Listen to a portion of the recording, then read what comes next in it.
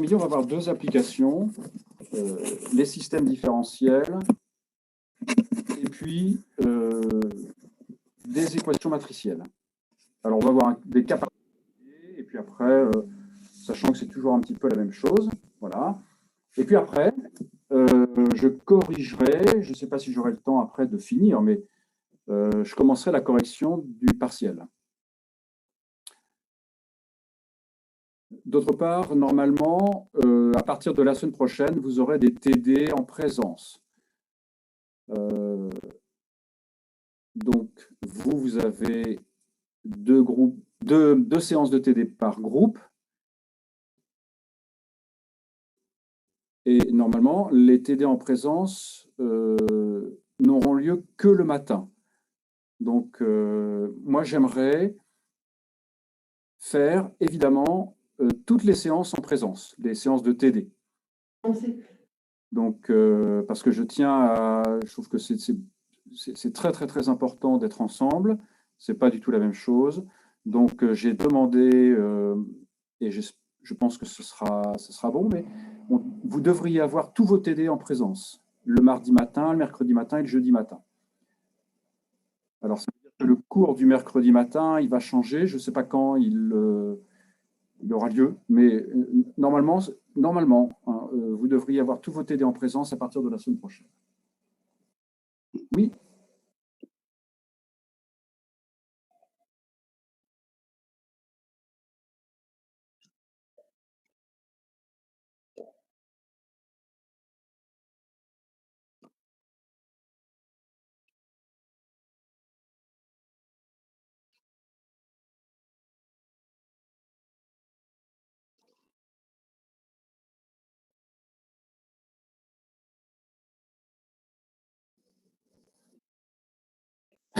Vous pouvez répéter, s'il vous plaît?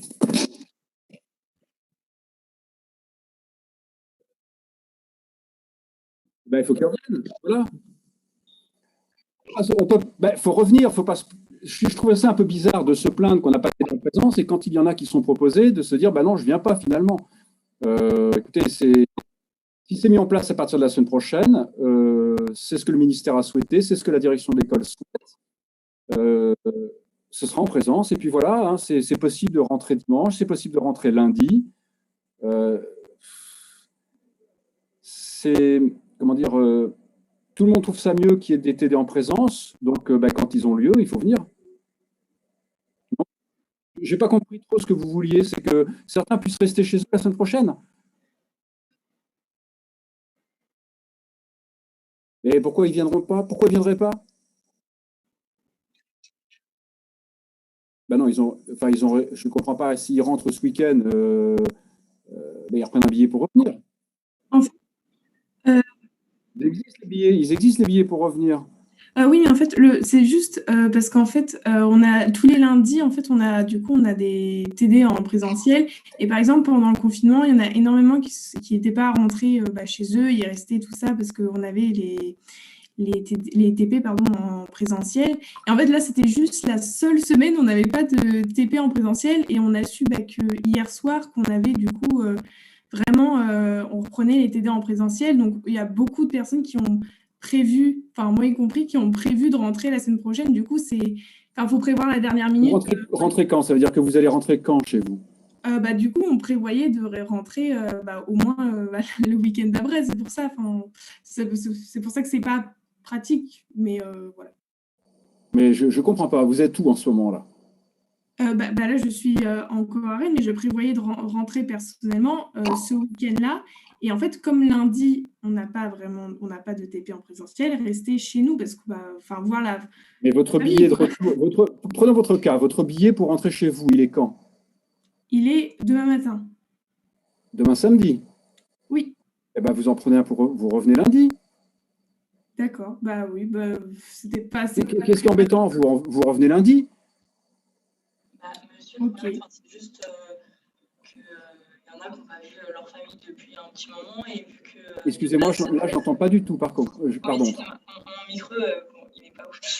Mais c'est juste que le problème, c'est que certains n'ont pas vu leur famille depuis longtemps. Et cette semaine, en fait, on n'avait aucun cours en présentiel de prévu. Donc voilà. Et on nous prévient un peu au dernier moment qu'on reprend en présentiel la semaine prochaine. Il y a un peu au dernier moment. Moi, j'ai appris ce midi que la semaine prochaine, j'ai tous mes TD en présence avec vous. Et j'en suis ravi.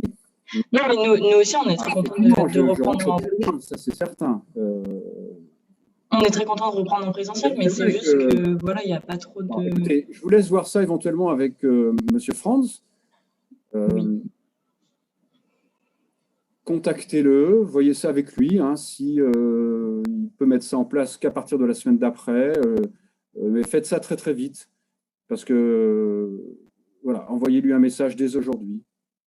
D'accord, merci beaucoup. Hein. Parce que c'est lui qui gère les emplois du temps de toute façon.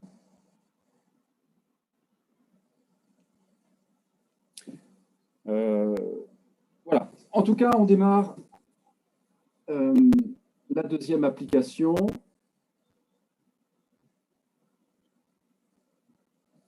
Système différentiel.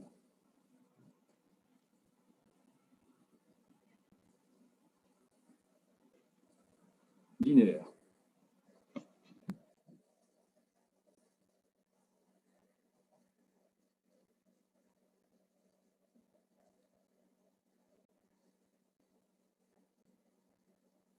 Système différentiel linéaire, eh bien, on a x, y, z. On cherche trois fonctions C1 sur R, telles que... Alors, je prends un exemple, hein, parce que la théorie, si je prends ça d'ordre n, c'est un petit peu plus lourd à écrire, il y a beaucoup d'indices, etc., mais c'est toujours la même chose, donc je prends un exemple.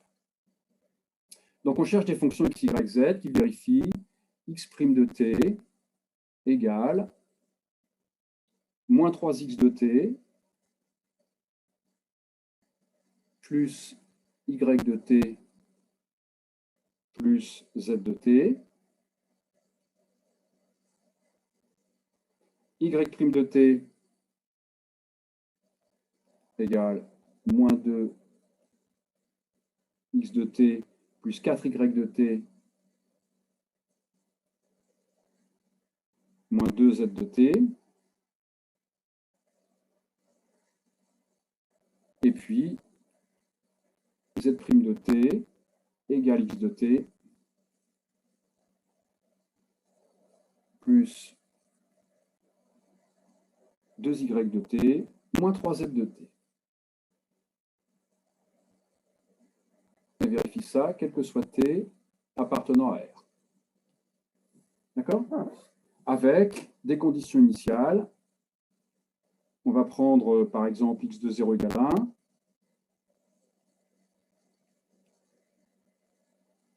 Y de 0 égale z de 0 égale 0. Voilà. Alors, on va écrire le système. Il s'écrit x', y', z' égale... Alors, on ne met pas les t pour ne pas alourdir. Hein, donc, moins 3, 1, 1, moins 2, 4, moins 2, 1, 2, moins 3, x, y, z. Autrement dit, il s'écrit grand X' égale AX avec X, le vecteur, petit x, petit y, petit z, et A, alors c'est une multiplication, on fait bien le produit, on dit bien x' égale moins 3x plus y plus z, et donc A, c'est la matrice moins 3, 1, 1, moins 2, 4, moins 2, 1, 2, moins 3, et on a des conditions initiales, x0. x0, c'est x de 0, y de 0, z de 0, autrement dit, alors je vais prendre la gomme pour écrire x de 0. On a des conditions initiales, donc c'est une équation différentielle, linéaire, d'ordre 1, Voilà. Vous voyez, on a x' égale à x avec x de 0. D'accord? Alors, qu'est-ce qui se passe? Supposons A diagonalisable.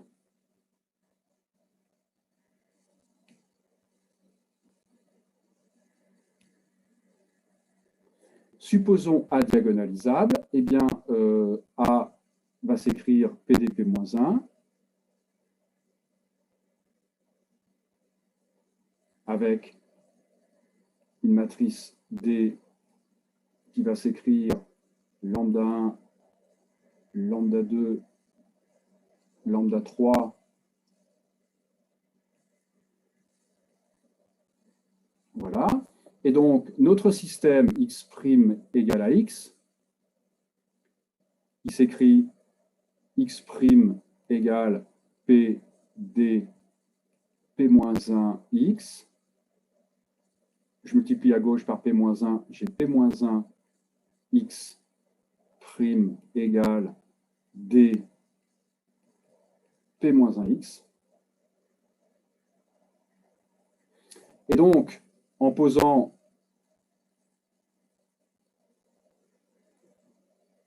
x égale pu, avec u, petit u de t, v, w, eh bien, p-1x, c'est u. Autrement dit, le système s'écrit u', v', w' égale d, u, v, w. Autrement dit, on a u'.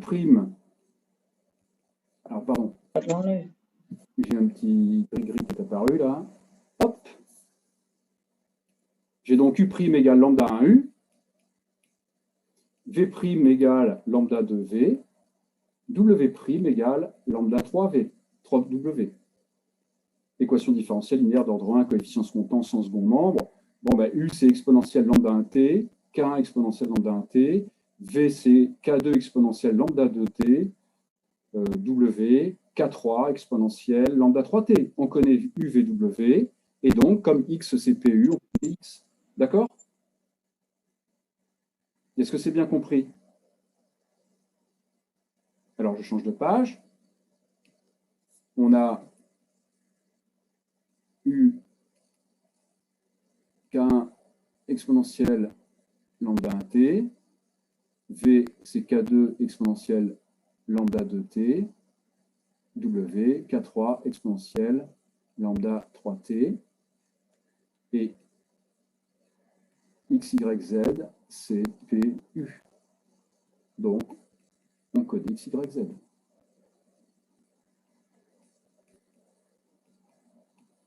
D'accord?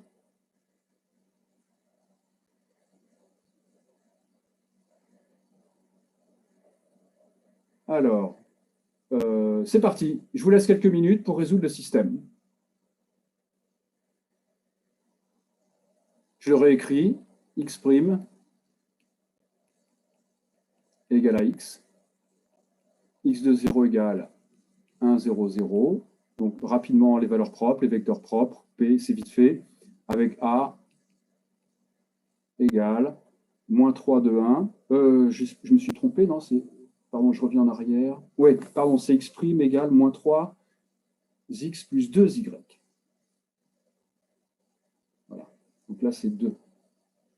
Qu'on ne se trompe pas, parce que sinon on pourrait tomber sur des matrices non diagonalisables. Donc c'est moins 3, 2, 1, moins 2, 4, moins 2. Voilà. Et 1, 2, moins 3. 1, 2, moins 3. C'est ça. Alors, allez-y.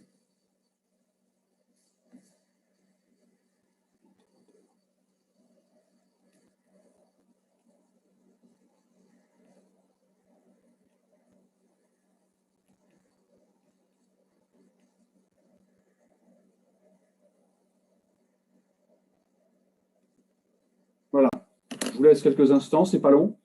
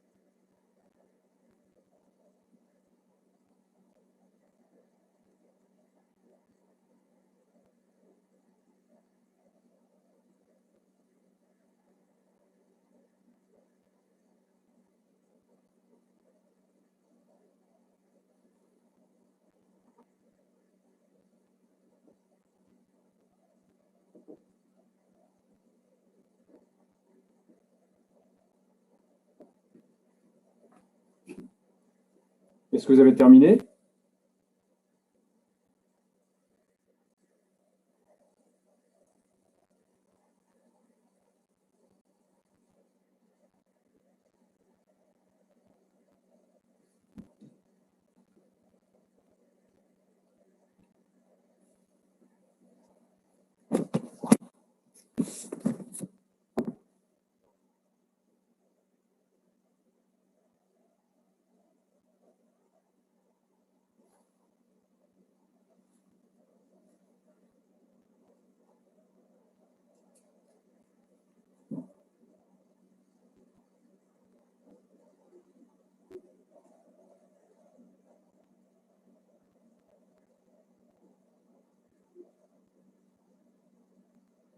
Zéro, 4, moins 2. Bon. Tout le monde a ça? Alors, sous espace propre.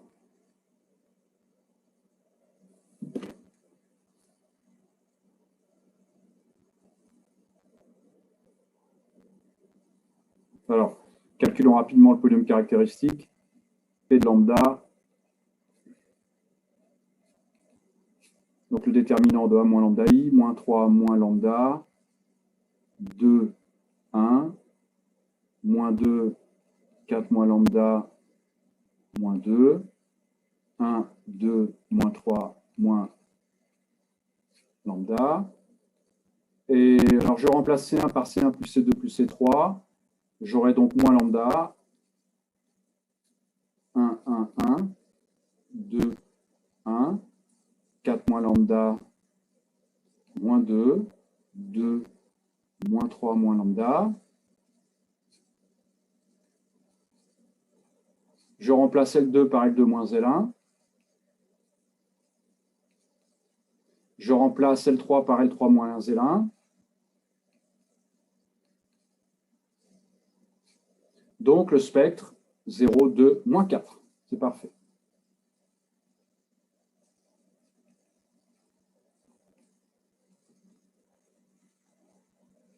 Voilà. Alors maintenant, vous déterminez la matrice de passage.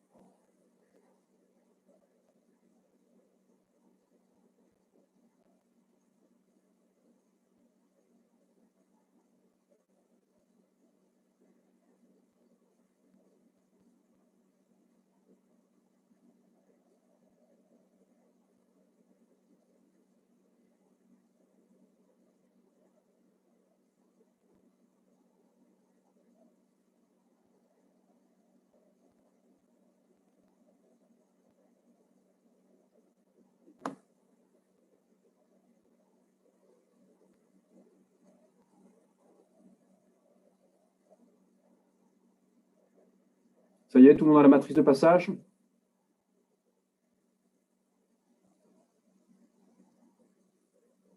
Alors, lambda égale 0. Lambda égale 0. Donc, on a moins x, je prends les deux deuxième et troisième lignes, moins x plus 2y moins z égale 0, x plus 2y moins 3z égale 0.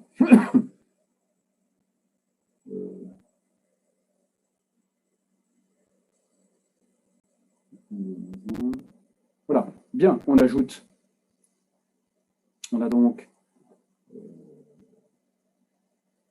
4y moins 4z égale 0, y égale z.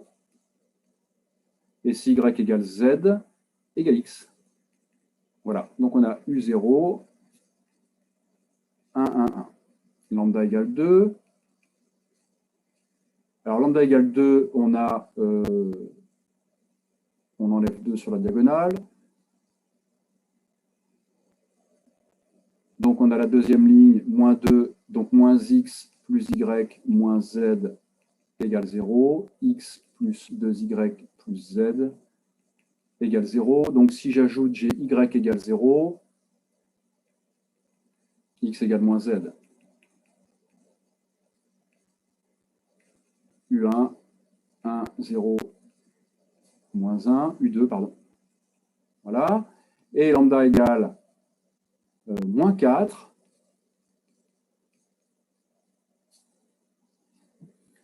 Lambda égale moins 4, donc ça fait x plus 2y plus z égale 0. Alors, moins 2x, moins 4, donc moins 2x plus 8, donc moins x plus 4y moins z égale 0. Ah, là, je fais une bêtise, là, parce que j'obtiens les deux équations.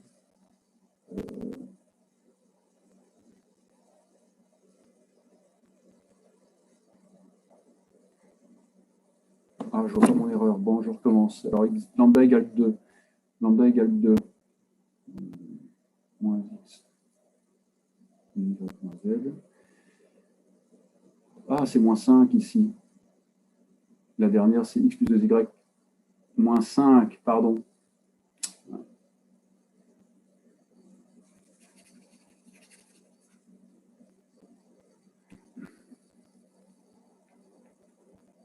Voilà, pardon. Bien, donc on obtient 3y moins 6z, donc y égale 2z. Y égale 2z. Et donc c'est 2z moins z plus z, x égale z.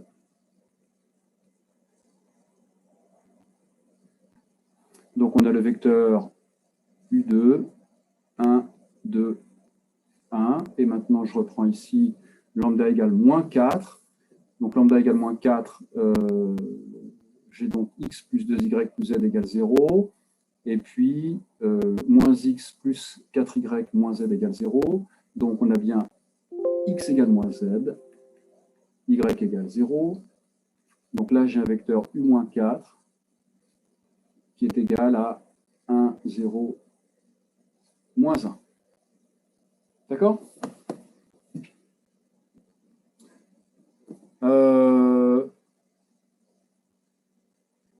Je change de page. P 1, 1, 1, 1, 2, 1, 1, 0, moins 1. D, donc ça c'était la valeur propre 0, c'était la valeur propre 2, c'était la valeur propre moins 4. Voilà. Donc si je reviens en arrière pour le cours, pof, ici vous voyez qu'on pose x égale PU.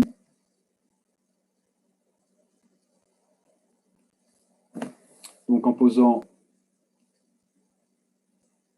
x égale PU, hein, x' égale à x, c'est équivalent à U' égale DU. Donc on a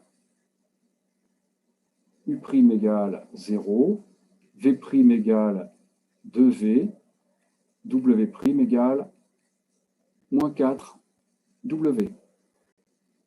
U égale C1, V égale C2 exponentielle 2T, W égale C3 exponentielle moins 4T. Donc, x de t égale U plus V plus W.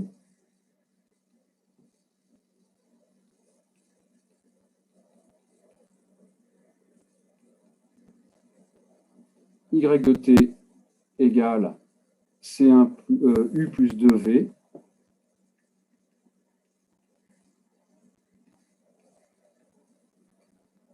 Z de t égale U plus V moins W.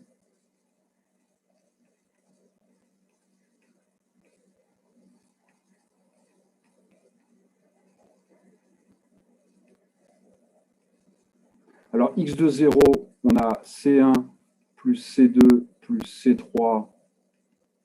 Il me semble que c'était 1. Ensuite, y de 0, c'était 0.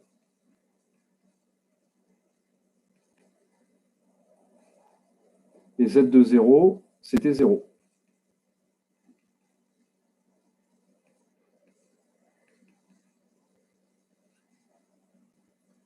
Voilà.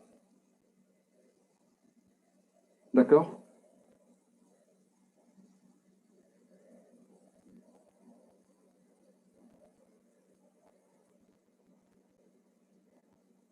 Bon, alors, est-ce que vous avez compris pour ce système? Monsieur, Oui. c'est pas C1 plus 2 fois C2 égale 0?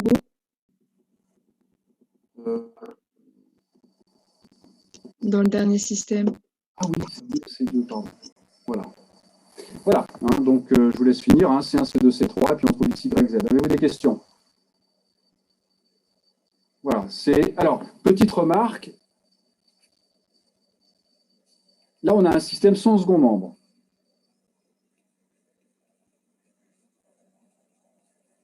Alors, supposons qu'on ait un second membre, plus B de T, d'accord? AX plus B.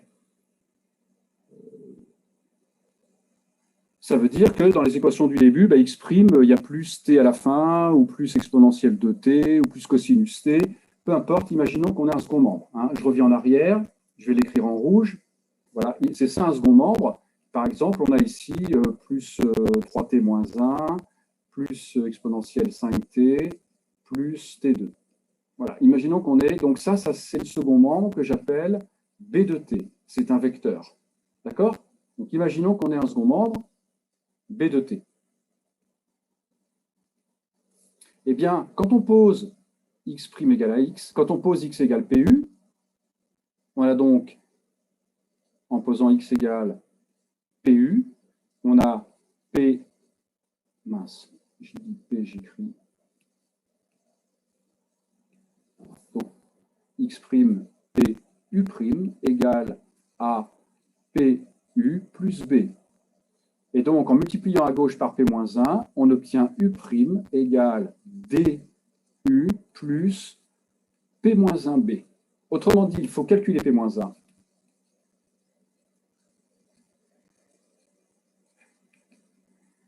Et ce qui change, c'est qu'ici, là, on va avoir plus, donc vous voyez, ici, on va avoir plus une fonction F1, plus une fonction F2, plus une fonction F3. Hein. Il faut calculer P-1 parce que ça, c'est F1, F2, F3. D'accord?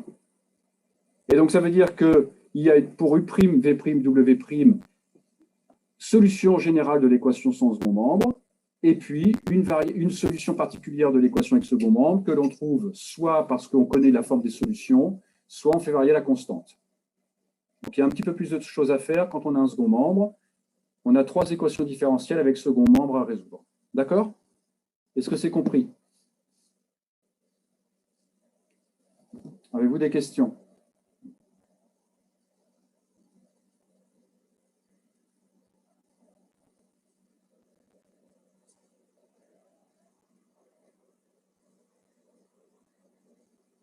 Bien. Alors maintenant,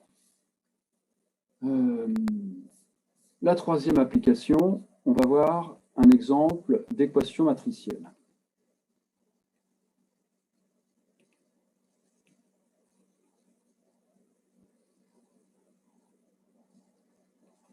J'ai une matrice A.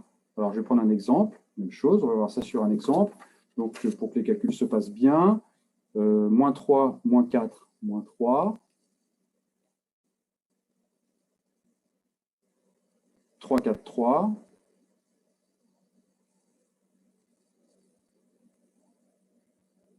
4, 4, 4.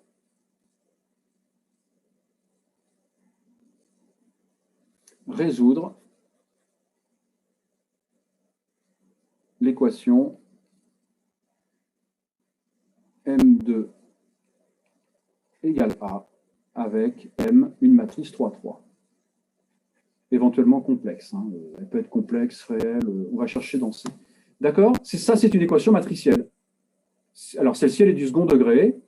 résoudre, trouver les matrices qui, élevées au carré, donnent A. Alors évidemment, on ne va pas poser M égale ABC, DEF, GHI, élevé au carré, 9 équations à 9 inconnus non linéaires, dans 6 mois, on y est encore. Bon.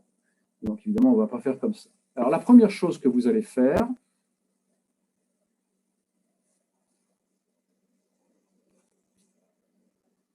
je vous laisse quelques minutes pour le faire, diagonaliser A.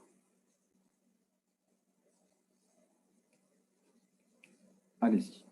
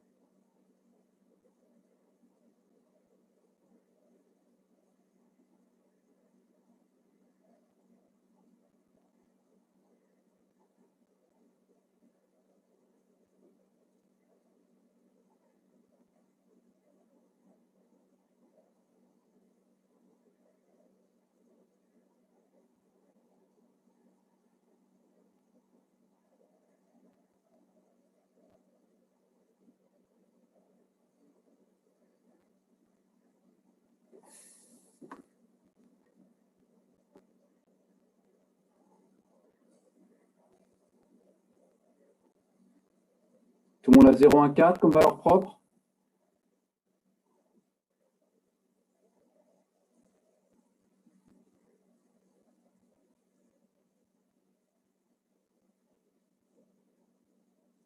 Alors maintenant, la matrice de passage.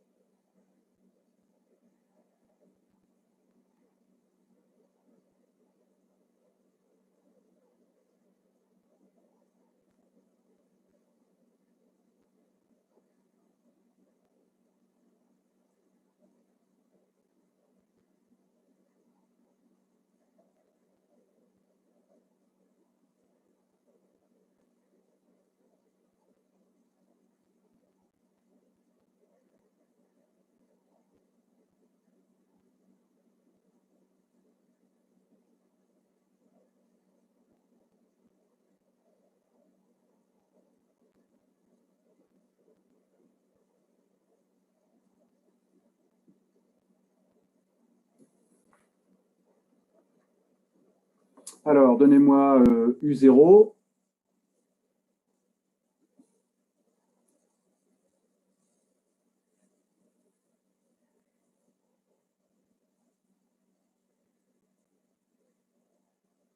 Un, 0, moins 1. Donnez-moi U1.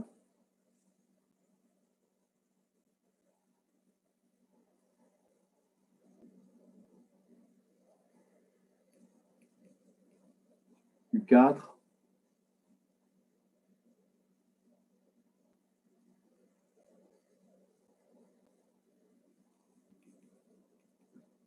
Voilà. Ou tout vecteur collinéaire, bien sûr. Voilà. Bon, donc on a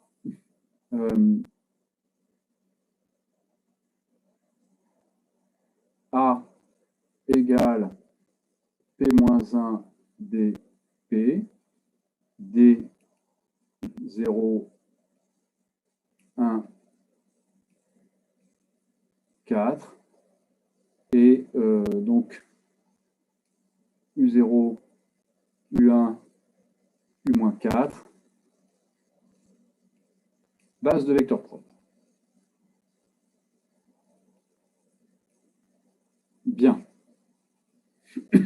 Alors maintenant, petit b, je vais vous poser 2 questions, vous allez essayer d'y répondre. On suppose que M vérifie l'équation E.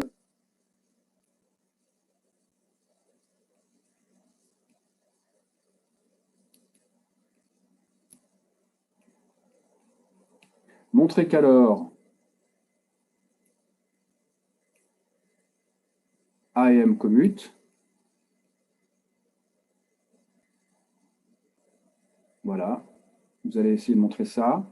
Et que tout vecteur propre de A est vecteur propre de M.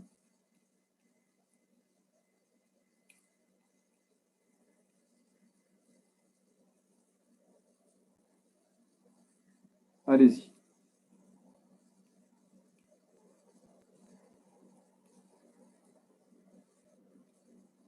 Voilà, essayez de montrer ces 2 choses-là.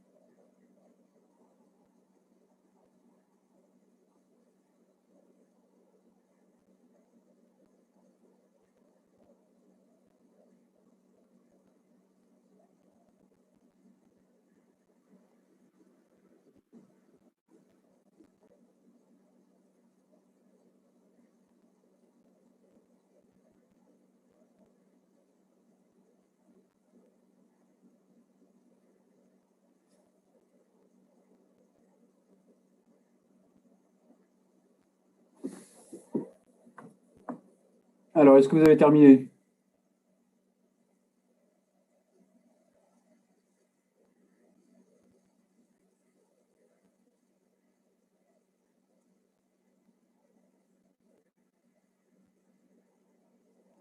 Alors, M vérifie l'équation. Montrez que AM commute. M2 égale A. Donc, si je multiplie à gauche par M, j'ai M3 égale MA. Et si je multiplie à droite par M, j'ai M3 égale à M. Donc, AM commute.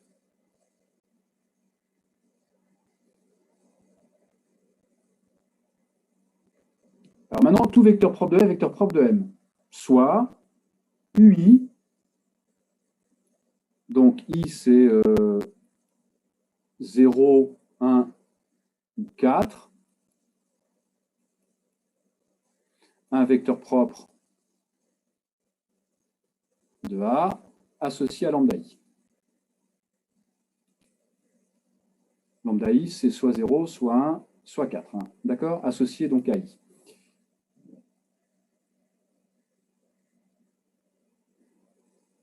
A UI. Bon, je vais plutôt prendre lambda I, je préfère. On a l'habitude.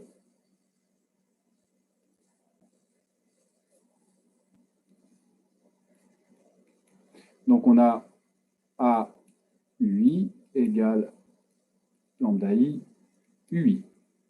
Donc maintenant, je compose par M à gauche.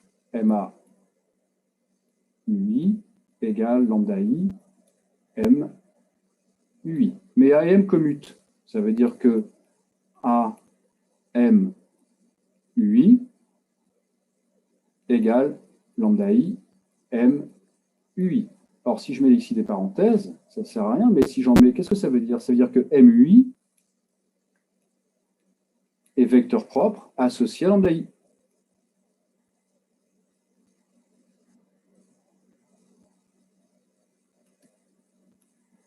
Or, le sous-espace propre, il est de dimension 1. Autrement dit, MUI appartient à KUI.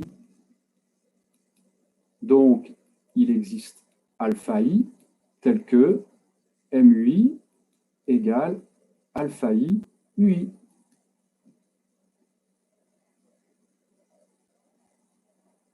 Donc, UI est aussi vecteur propre de M.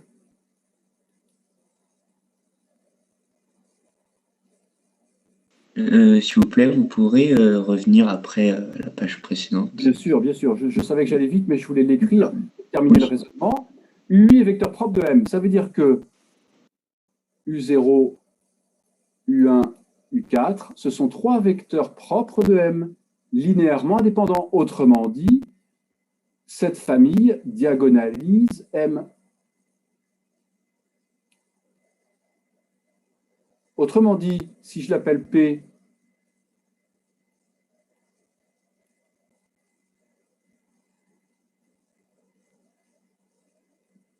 donc ça diagonalise M, ça veut dire qu'il existe alpha, bêta, gamma, 3 réels, tels que alpha 0, 0, 0, bêta 0, 0, 0, gamma, eh bien c'est égal à P-1 MP. Et donc maintenant, à vous de terminer la résolution. Et je vais changer de page. Donc maintenant, avec ce qu'on vient de faire, résolution de E.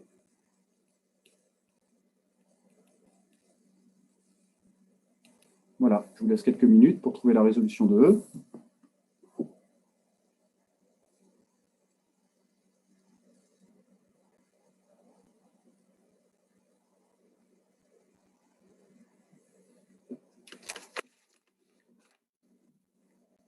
Est-ce que vous avez des questions?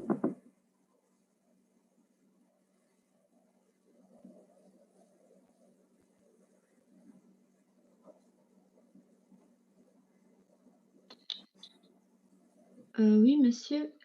Oui? pouvez expliquer quand vous dites que U0, U1, U4 diagonalise M? Oui, c'est une matrice de passage qui diagonalise. C'est une base de vecteurs propres. Puisqu'on a 3 vecteurs propres qui forment une base. Et on est en dimension 3. Donc, c'est une base de vecteurs propres. D'accord. Merci.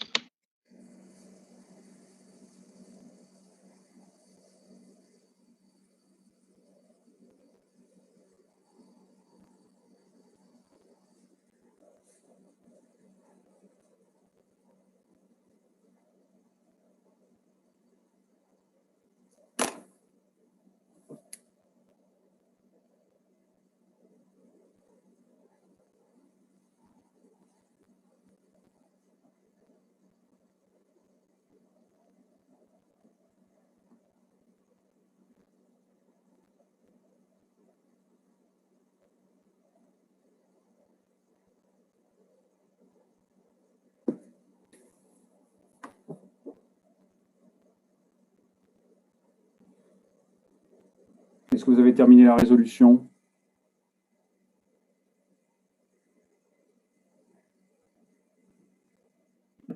Monsieur, est-ce que vous pouvez mettre la page d'après, s'il vous plaît? Comment? Est-ce que vous pouvez remettre la page après, s'il vous plaît? Ah oui, bien sûr. Merci. Alors, résolution, qu'est-ce qu'on va faire maintenant? On veut résoudre M2 égale A.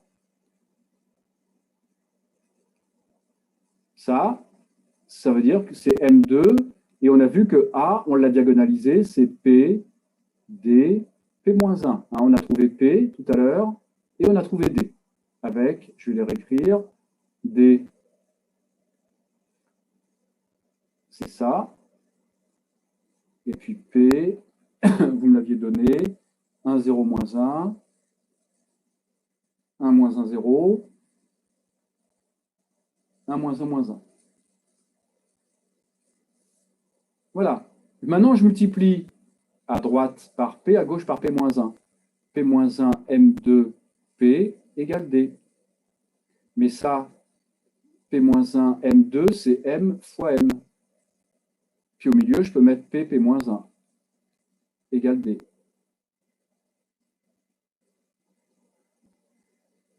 Mais regardez ce que c'est que P-1 MP. On l'a ici, P-1 MP. Puisque c'est une matrice diagonale. Autrement dit, delta 2 égale D. Autrement dit, alpha égale 0, bêta égale plus ou moins 1.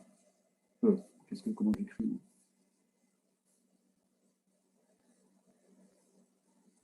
Gamma égale plus ou moins 2. Voilà. Et donc, on a trouvé M.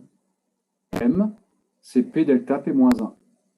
Donc, M égale P delta.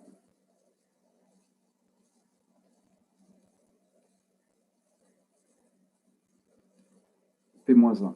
Et voilà. Dites-moi, ça fait combien de solutions, ça? Elle a combien de solutions, notre équation? 4. Et au maximum?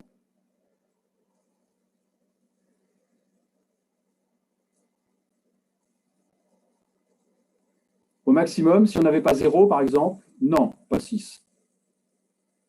Non, pas 9. Bah, dites donc, on a fait un peu de dénombrement quand même. 8, très bien. Vous voyez, une équation de degré 2, dans l'ensemble des matrices 3, 3, peut admettre 8 solutions. D'accord? Ici, elle en a 4. Parce qu'on a une valeur qui vaut 0. Alors bon, on ne va pas calculer P, enfin P on l'a, on ne va pas calculer P-1 et faire le produit, mais vous pouvez vous amuser à le faire. Et vous aurez les 4 matrices qui, élevées au carré, donnent A. Voilà comment on peut résoudre une équation matricielle en utilisant la réduction des endomorphismes. Monsieur, Oui. je comprends pas comment vous trouvez le plus ou moins 1 et plus ou moins 2. Parce que delta 2, c'est alpha 2, bêta 2, gamma 2. Delta 2, c'est bien ça.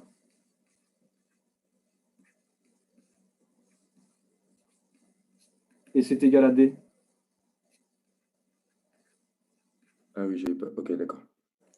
Merci beaucoup. Donc bêta, c'est plus ou moins 1 et gamma, c'est plus ou moins 2. D'accord? Oui, merci.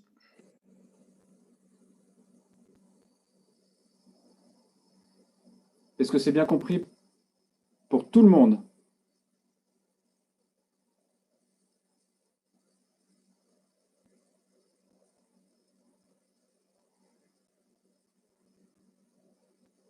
Bien. Je vais commencer la correction du contrôle, du partiel, et donc je vais commencer par la correction de la somme sinus n sur n, c'est-à-dire le problème d'analyse. Alors, le problème d'analyse, voilà. Alors, je ferai quand même des petites remarques, si vous me permettez. Je change de page.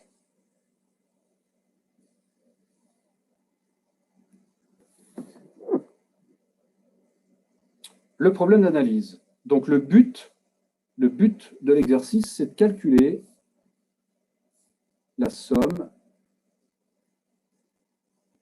de sinus n sur n. Voilà. Que personne n'a trouvé, hein, personne. Et pourtant, mais bon, j'ai vu des choses catastrophiques. Hein, quand on me sort des parties réelles avec des i, il faudra retourner en terminale pour savoir ce que c'est qu'une partie réelle d'un nombre complexe. Quand on ne sait pas intégrer cosinus nt, c'est problématique.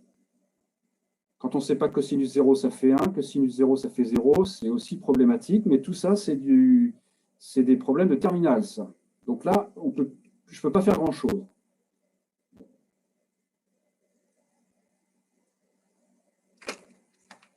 Alors, on y va.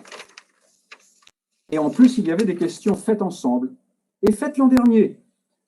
Comme cette première question, il fallait montrer que la limite, quand n tend vers l'infini, de l'intégrale entre 0 et 1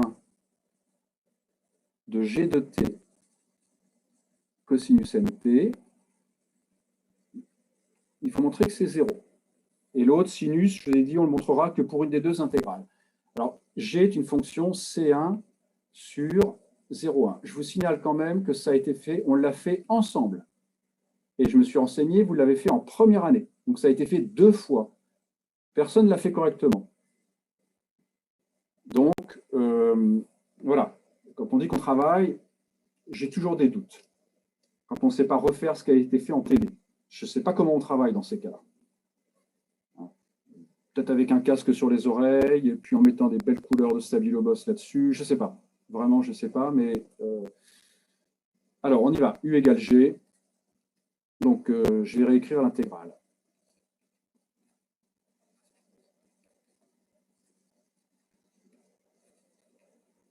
U égale G, U prime, G prime, V prime cosinus nt, V sinus nt sur n. Oui, et non pas n sinus nt, comme pas mal ont écrit. Donc, on a UV, G de t sinus nt sur n, entre 0 et 1, moins 1 sur n, l'intégrale entre 0 et 1 de G' de t sinus nt.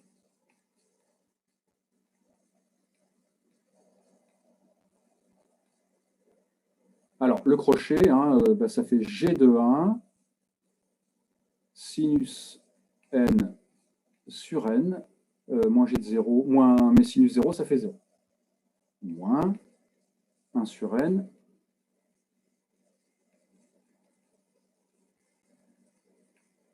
Alors, ceux qui ont fait quelque chose, ils disent tout de suite, pof, ça tend vers... Alors, ça, c'est évident, sinus n, c'est compris entre 0 et 1. Donc, G de 1 sinus n sur n, évidemment, ça tend vers 0 quand n tend vers l'infini. Il n'y a aucun problème. Mais la deuxième, il faut quand même dire quelque chose. C'est pas parce qu'il y a un sur n devant que ça tend vers 0. L'intégrale pourrait tendre vers l'infini, on a un n aussi. Donc, il va falloir utiliser l'hypothèse que G c'est 1. Parce que si elle est passée 1, ce n'est pas vrai. Vous pouvez très bien avoir une dérivée qui tend vers l'infini aussi, si elle n'est pas dérivable à un endroit. Donc, voilà. Mais ça, on l'a fait ensemble, donc vous devriez le savoir. On ne va pas faire les choses 50 fois. Alors, l'intégrale entre 0 et 1 en valeur absolue de g' de t sinus nt, c'est inférieur ou égal à l'intégrale de la valeur absolue. Et le sinus, je le majeure par 1. Et valeur absolue de g', c'est continu sur 0,1, puisque la fonction est C1. Donc, on a l'intégrale d'une fonction continue, c'est un nombre m, tout simplement. Et donc, maintenant, avec 1 sur n devant, eh ben, ça tend bien vers 0.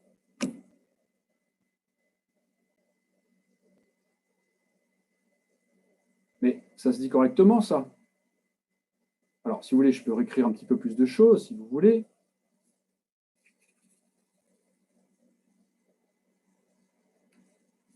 Donc, 1 sur n intégrale entre 0 et 1 de g' de t sinus nt dt en valeur absolue, c'est inférieur ou égal à m sur n, et donc ça tend vers 0.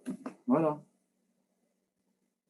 Et c'est pareil, on met des valeurs absolues, parce qu'un nombre négatif qui tend vers moins l'infini, c'est aussi plus petit que quelque chose qui tend vers 0, mais ça, on ne met jamais de valeur absolue, on ne sait pas qu'il peut y avoir des nombres négatifs. Ça, c'est compliqué, les nombres négatifs. Voilà. Donc ça, c'est la première question.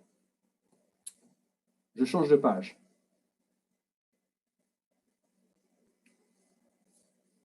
Calculer UN. Alors UN, je reprends l'énoncé.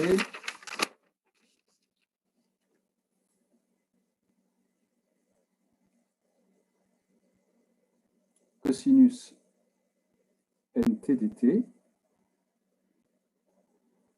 Donc, sinus nt sur n entre 0 et 1 égale. Alors, vous savez, alors, Vn,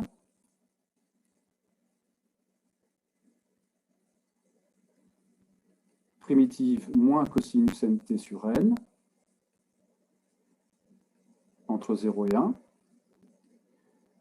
1 moins cosinus n sur n. Il y en a plus de la moitié d'entre vous qui ne savent pas calculer ces deux intégrales. Moi, je pense qu'il faut aller faire sociologie, parce que ce n'est pas possible. C'est des intégrales qui sont dans tous les bouquins de terminale.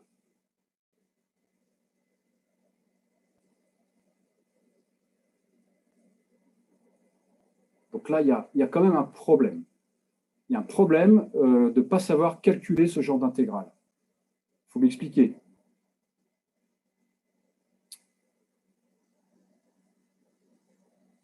Ensuite, la nature des séries. Alors ça, c'est pareil. La nature des séries, on l'a fait ensemble. On l'a fait ensemble. Sigma DUN.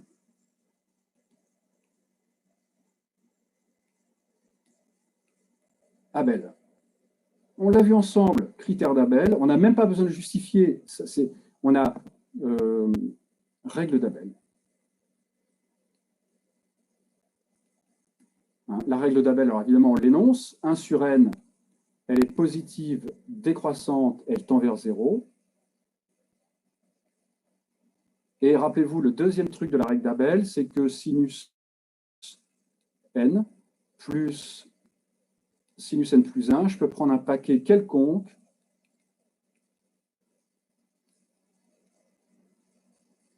on l'a fait ensemble, donc il suffit juste de l'énoncer. C'est inférieur ou égal à m, quel que soit n, quel que soit p. Donc, d'après la règle d'Abel, la série converge. D'accord? Maintenant, Vn, sigma des Vn.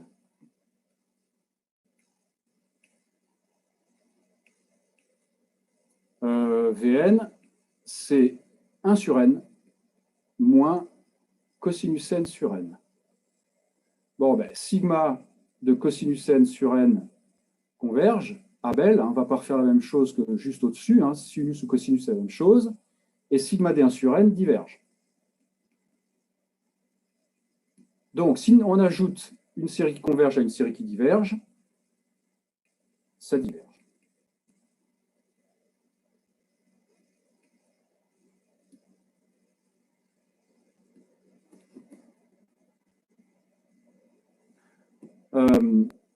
Voilà.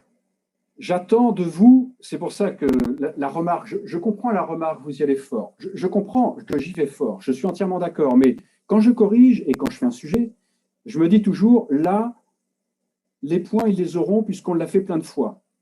Et puis, non. Donc là, quand même, je suis déçu et puis un peu furieux parce que je ne comprends pas. Je ne comprends pas que vous ne sachiez pas faire certaines choses qui ont été faites des tas de fois. Notamment l'intégrale de cosinus nt. Comment on peut ne pas savoir faire ça en deuxième année? Voilà. Bon, la quatrième question, il y avait un peu plus de calcul. Je change de page. Sn, qu'est-ce que c'est que Sn? Alors là, il y a deux égalités à montrer dans la quatrième question. Donc, qu'est-ce que c'est que Sn? L'énoncé, c'est grand UN plus IVN. Ah oui, j'ai oublié un tout petit truc, je vais revenir en arrière, ça a son importance, pardon. Voilà. Juste pour UN ici, je prends le rouge parce que pour que vous voyez, ça c'est si n différent de 0, parce que U0, évidemment, c'est l'intégrale de 1, ça fait 1. D'accord? Voilà. Bien. Sn, c'est UN plus IVN. Grand UN, c'est la somme de k égale 0 à n-1, donc de UK plus IVK, égale somme de k égale 0 à n-1. Là, il n'y a qu'à l'écrire. Il n'y a qu'à l'écrire, ça vient tout seul. UK intégrale entre 0 et 1 de cosinus kt dt plus i intégrale entre 0 et 1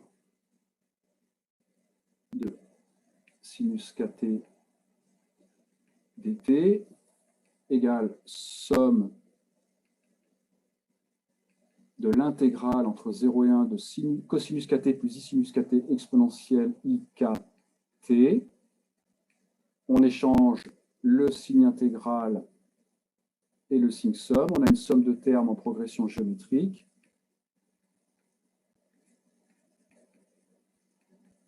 Voilà.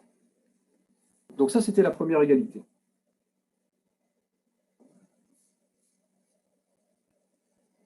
Maintenant, la deuxième, il faut montrer, je l'aurais écrit, je ne sais pas si vous avez tous un texte, il faut montrer, donc montrons que l'intégrale qu'on vient de trouver de 1 moins EINT sur 1 moins EIT, elle est égale à l'intégrale entre 0 et 1 de 1 moins EINT que multiplie I sur 2, I sur T, plus 1 demi,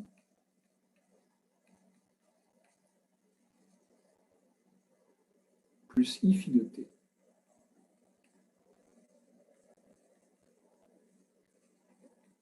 Alors, vous voyez bien, vu ce qu'on a dans l'intégrale, hein, il suffit de montrer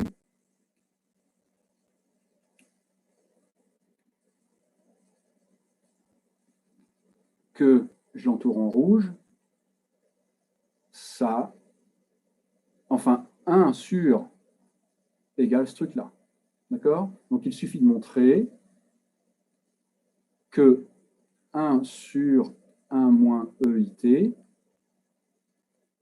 égale I sur 2 plus plus 1 demi plus I phi de t. Alors évidemment, le terme de droite, je vais d'abord l'écrire comme une partie réelle plus une partie imaginaire. Donc, le premier point, I sur 2 plus 1 demi plus I phi de t, puis je vais remplacer phi par sa valeur. Ça, c'est I sur 2 plus 1 demi plus I, et la phi de t, 1 demi de cotangente t sur 2,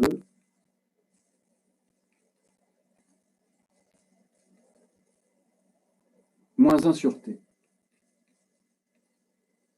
Alors, vous voyez que vous avez I sur... Alors, ce n'est pas I sur 2, que je ne fasse pas de bêtises, c'est I sur t ici.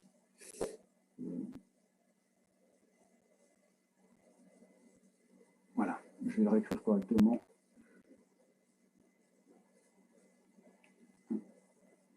Ouais, ben c'est bien. Oui, je me suis trompé aussi, c'est I sur t. Et là, I sur t. Voilà. Donc, I sur t moins I sur t, ça s'annule. Il reste 1 demi, facteur de 1, plus cotangente t sur 2. D'accord? Alors maintenant, le terme de gauche.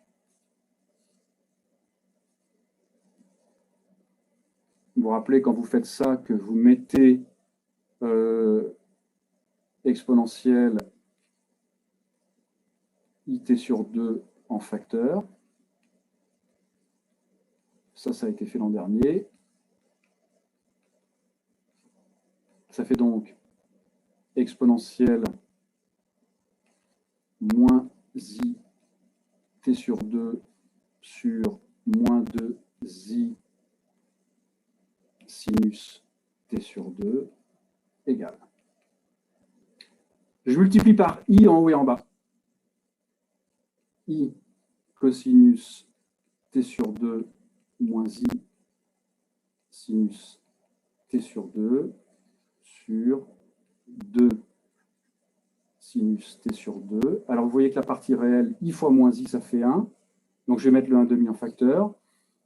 I fois moins i, ça fait 1. Il reste sinus t sur 2 sur sinus t sur 2, 1, plus i cosinus t sur 2,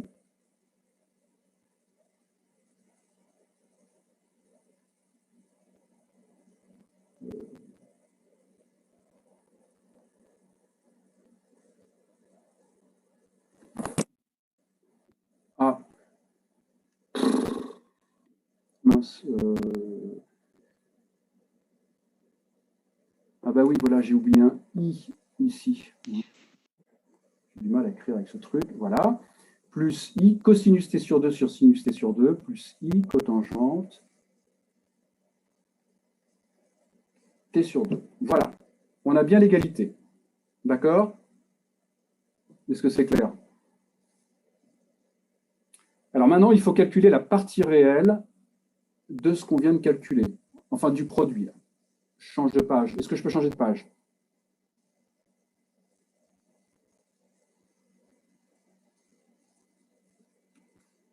Alors, il faut calculer la partie réelle de 1 moins exponentielle int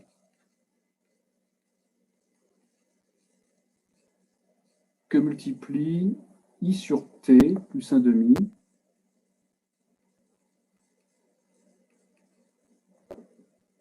plus i phi de t. Bon, alors à partir d'un réel, alors je vais d'abord écrire les deux là sous forme algébrique.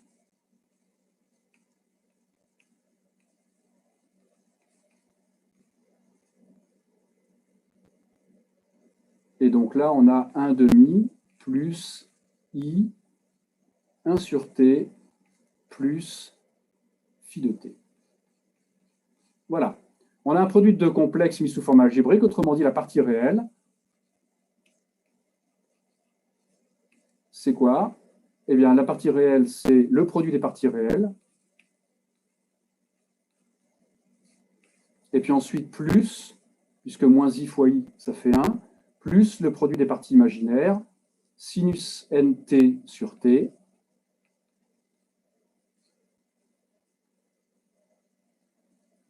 plus phi de t sinus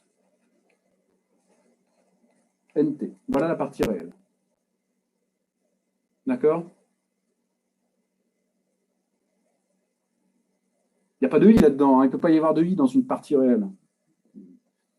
J'ai vu plein d'exponentiels complexes dans la partie réelle. Ça ne va pas.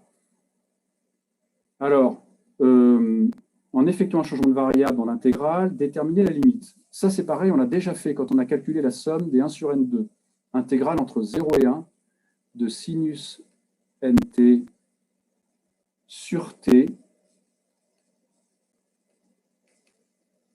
u égale nt, du égale n dt, quand t vaut 0, u vaut 0, quand t vaut 1, u vaut n. Et il nous reste sinus nt sinus u sur u du. Et puis maintenant, si je fais tendre n vers l'infini, bah, ça tend vers l'intégrale entre 0 et plus l'infini de sinus u sur u du. Et ça, je vous redonnais la valeur dans l'énoncé, c'est pi sur 2.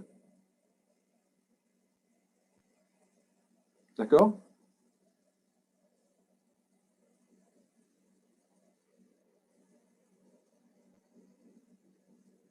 Ça va?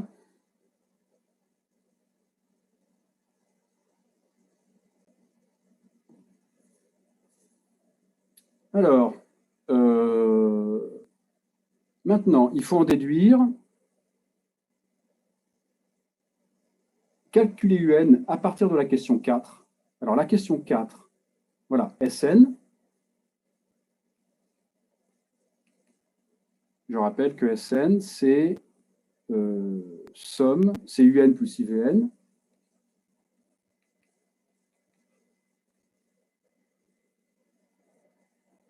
Et donc un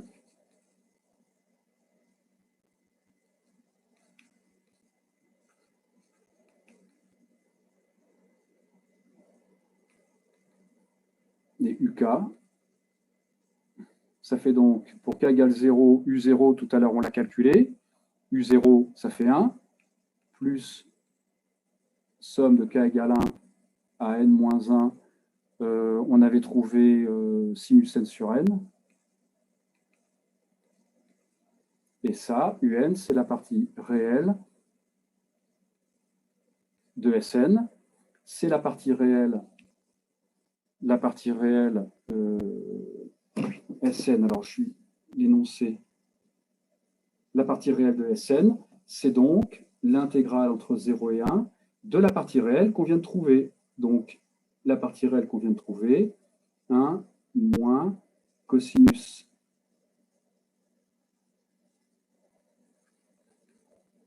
nt sur 2. Alors, attendez, je vais me mettre en dessous parce que sinon, ça va faire des trucs dégueulasses. Donc, la partie réelle de Sn, c'est l'intégrale de la partie réelle. Autrement dit, c'est l'intégrale entre 0 et 1. Alors, ce qu'on a trouvé au-dessus, 1 moins cosinus nt sur 2, plus sinus nt sur t, plus phi de t, sinus nt dt. Alors, ça se calcule. Ça fait 1 demi,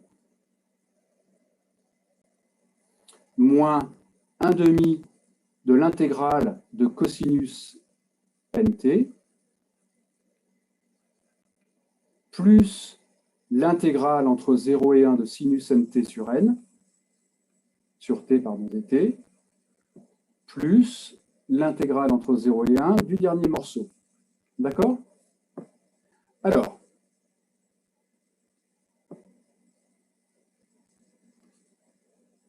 on a donc 1 plus, je fais tendre jusqu'à l'infini, voilà, égale 1 demi. Ça s'intègre. La deuxième intégrale, elle tend vers 0, puisqu'on va avoir 1 sur n devant. Celle-ci, on a montré que ça tend vers pi sur 2. Et là, on a montré que ça tendait vers 0. Il nous reste 1 plus pi sur 2. Voilà. Autrement dit, la somme de n égale 1 à l'infini, c'est de sinus n sur n. C'est égal à pi plus 1 sur 2 moins 1, pi moins 1 sur 2. Voilà. Est-ce que vous avez des questions?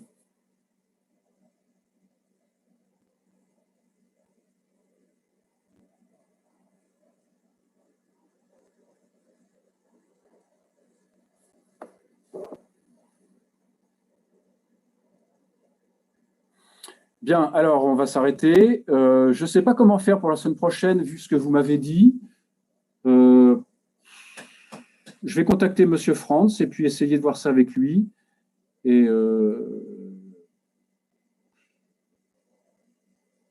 je pense que vous aurez des réponses rapidement. On fera au mieux. Effectivement, peut-être pas vous obliger. Bref, je vais voir M. Franz, on va voir ça. Je crois qu'il avait été dit. Comment?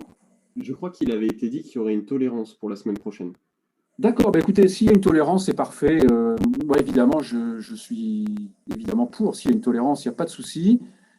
Maintenant, est-ce que je fais quand même des TD en ligne ou est-ce que je les fais en présence et puis il n'y aura que la moitié d'entre vous? Je ne sais pas, il faut peut-être mieux que je fasse en... Je ne sais pas. Donc, je vais voir ça avec lui. D'accord.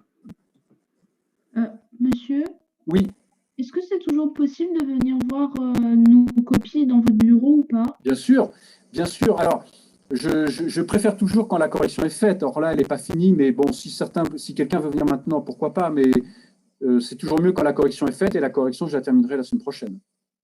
D'accord, merci beaucoup. Mais de toute façon, les copies, vous savez, je les garde longtemps, donc vous venez les voir quand vous voulez, mais attendez qu'une correction de faite. D'accord, oui, merci. Bon week-end à tous. Au revoir. Au revoir. Au revoir, merci. Au revoir. Au revoir.